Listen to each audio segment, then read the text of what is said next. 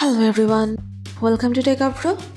Today in this video I'm gonna show you how to turn on Active Now on Instagram in a few easy steps. Before starting the video, please subscribe to Techavro.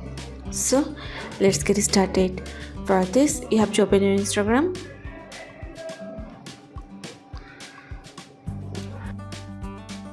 Now go to your account and press on menu.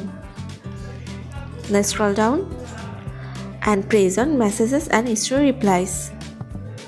Here you can see the option of show activity status. Click on this.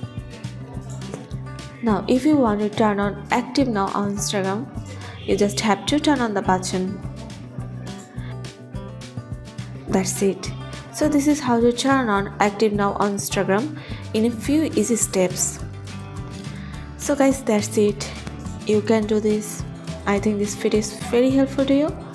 If it was, then give a thumbs up and hit the subscribe button. And thanks for watching.